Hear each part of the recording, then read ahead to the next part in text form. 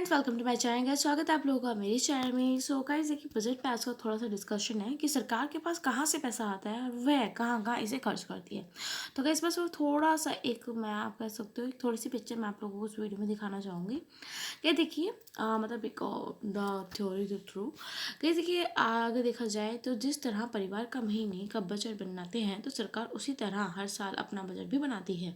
And इसमें सरकार अपनी इनकम का अंदाज़ा लगाती है, फिर उस पैसे को कहाँ और कितना खर्च करना है ये भी तय करती है। आमतौर पर सरकार का खर्चा ज़्यादा इनकम रेवेन्यू कम होती है।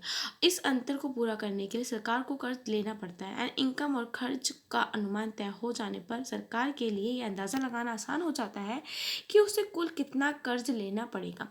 हर यूनिट बजट में फाइनेंशियल मंत्री मतलब निर्मला सीतारमण है उसकी तरफ से गवर्नमेंट बोरिंग के बारे में बताया जाता है एंड सरकार बॉन्ड सहित द्वारा इन्वेस्टमेंट के जरिए मार्केट से कर्ज उठाती भी है गाइस। तो ये सरकार के कर्ज उठाने का काम आरबीआई करता है, ठीक है। सरकार के पास कई स्रोतों में पैसा आता है एंड इसमें टैक्स सबसे अहम है। सरकार अपने खर्च 17% के हिस्से में जीएसटी से हासिल करती है एंड डायरेक्ट टैक्स से उसे करीब 15% हिस्सा हासिल होता है। गैस एक्साइज ड्यूटी से उसे 7% पैसा मिलता है एंड नॉन टैक्स रेवेन्यू से करीब 6% पैसा आता है।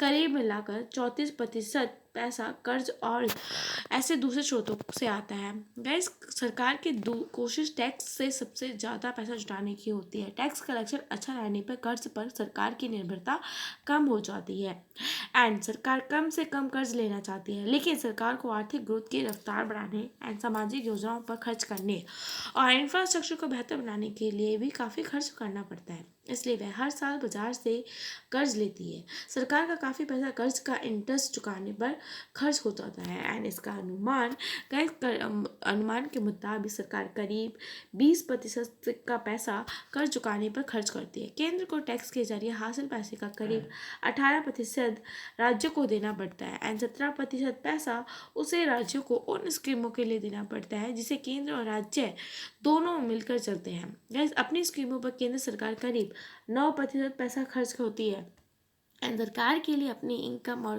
खर्च की बीच तालमेल बैठाना जरूरी है। सरकार की कोशिश इनकम और खर्च के अंतर को कम करना होता है एंड ये अंतर जितना कम होगा सरकार को उतना ही कम पैसा बाजार से उधार लेना पड़ेगा। कम उधार लेने के मतलब कि इंटरेस्ट पर सरकार को ज़्यादा खर्च नहीं करना पड़ेगा एंड इससे उसके हाथ में स्कीम इंफ्रास्ट्रक्चर और पूंजीगत खर्च के लिए ज़्यादा पैसे बचेंगे। साथ के साथ गाइस देखिए, ये एक मैंने आपको आप कह सकते हैं छोटा सा मैंने आपको व्यू दिया है कि बाजार में जब हमारा बजट बनता है तो हमारी जो गवर्नमेंट है वो कैसे कैसे मतलब एक पैसा जुटाती है, कहाँ पैसा खर्च करती है।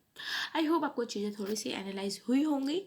बाकी आप खुद से डिटेल से आप इंटरनेट पर को बताइए, आप खुद से पढ़ भी सकते हैं। देखिए बहुत सारी इसमें न्यूज़ निकल के आ रही है कि इसके फिजिकल डेफिसिट नवंबर में भी फाइनेंशियल 24 में टारगेट के 50% तक पहुंच सकते हैं एंड आप लगा लो कि 2023 में डिजिटाइजेशन पर भी था सरकार का ये फोकस। बहुत से इसमें चीज़ें निकल कर आ रही हैं, आप उसमें आप खुद से फोकस बनाकर चल सकते हैं। बाकी इसमें कोई इतना ही कहूँगी, खुद से स्टडी करना, चेक करना, देन इन्वेस्ट करना एंड चैनल पर नहीं है ना तो प्लीज़ लाइक सब्सक्राइब करना मत भूलिएगा। बाय गाइस, थैंक यू, मिलेंगे नेक्स्ट वीडियो में।